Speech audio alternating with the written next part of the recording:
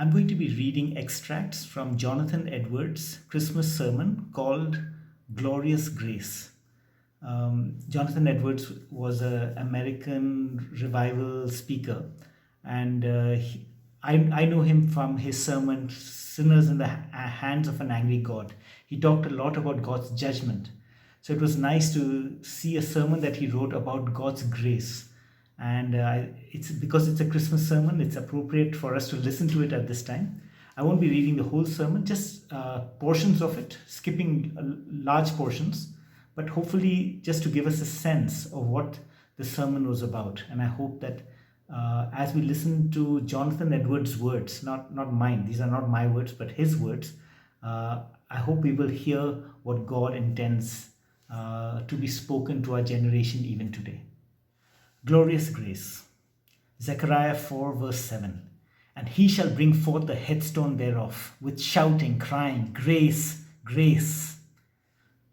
The mercy of God is that attribute which we, the fallen sinful race of Adam, stand in greatest need of. And God has been pleased, according to our needs, more gloriously to manifest this attribute than any other. The wonders of divine grace are the greatest of all wonders. The wonders of divine power and wisdom in the making of this great world are marvelous. The other wonders of his justice in punishing sin are wonderful. Many wonderful things have happened since the creation of the world, but none like the wonders of grace.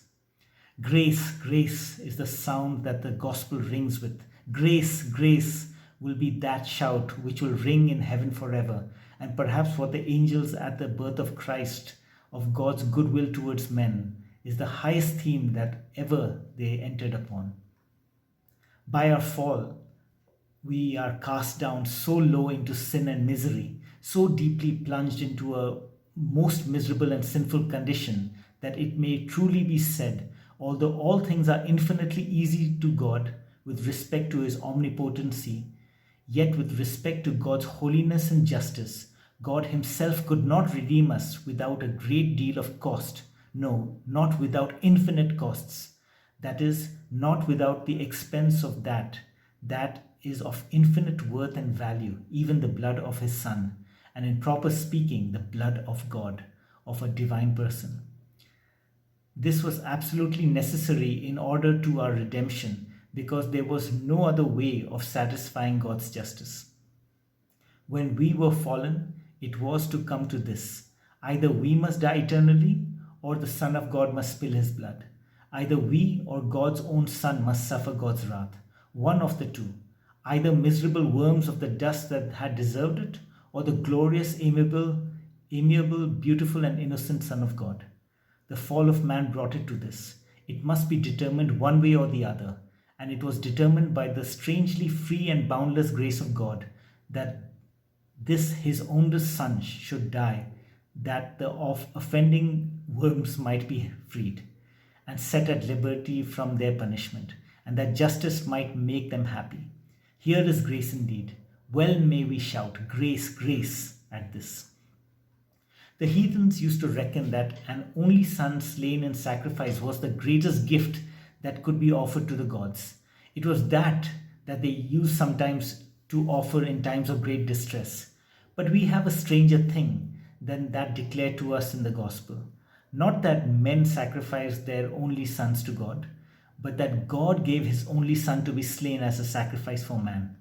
God once commanded Abraham to offer up his only son to him, and perhaps the faith and love of Abraham may be looked upon as wonderful, that he was willing to perform it. There are few that would do it in these days. But if you wonder at that, how wonderful is it that instead of Abraham offering his only son to God, God should give his only son to be offered for Abraham and for every child of Abraham. Certainly you will acknowledge this to be a wonder not to be paralleled. And beside, God did not do this for friends, but for enemies and haters of him. He did not do it for loyal subjects, but for rebels. He did not do it for those who were his children, but for the children of the devil. He did not do it for those who were excellent, but for those who were more hateful than toads or vipers. He did not do it for those that could be in any way profitable or advantageous to him, but for those that were so weak that instead of profiting God, they were not able in the least to help themselves. God has given even fallen man such a gift, that he has left nothing for man to do, that he may be happy, but only to receive what is given him. Though man has sinned, yet God requires no amends to be made by him. He requires of him no restoration if they will receive his Son of him. He requires neither money nor price. He is to do no penance in order to be forgiven. What God offers, he offers freely. Hence we learn how they dishonor God and the gospel who depend on anything else but mere grace. The gospel is far the most glorious manifestation of God's glory that ever was made to man, and the glory of the gospel is free grace and mere mercy. Now those that will not depend on this free grace, they do what they can to deprive the gospel of this glory and sully the glory of God therein shining forth. They take away the praise and glory and honor that is due to God by his free grace and mercy to men, and set up themselves as the objects of it, as if their salvation at least partly was owing to what they have done. Let all be exhorted to accept the grace of the gospel. One would think that there should be no need for such exhortations as this, but alas, such is the dreadful wickedness and the horrible ingratitude of man's heart that he needs abundance of persuading and entreating to accept of God's kindness. What would you have God do for you, that you may accept of it? Is the gift that he offers too small, that you think it too little for you to accept of? Did not God offer you his Son? And what could God offer more? Do you refuse because you want to be invited and wooed? You may hear him from day to day inviting you, if you will but hearken. Or is it because you don't stand in the need of God's grace? Don't you need it so much as that you must either receive it or be damned to all eternity? And what greater need can there possibly be? Let those who have been made partakers of this free and glorious grace of God spend their lives much in praises and hallelujahs to God for the wonders of his mercy in their redemption. To you, O redeemed of the Lord, doth this doctrine most directly apply itself. You are those who have been made partakers of all this glorious grace of which you have now heard. It is for you that God entertained thoughts of restoring after your miserable fall into dreadful depravity and corruption. It is for you in particular that God gave his Son, his only Son, and sent him into the world. It is for you that the Son of God so freely gave himself. It is for you that he was born, died, rose again, and ascended and intercedes. It is to you that the free application of the fruit of these things is made. All this is done perfectly and altogether freely, without any of your righteousness or strength. Therefore, let your life be spent in praises to God. When you praise him in prayer, let it not be with coldness and indifferency.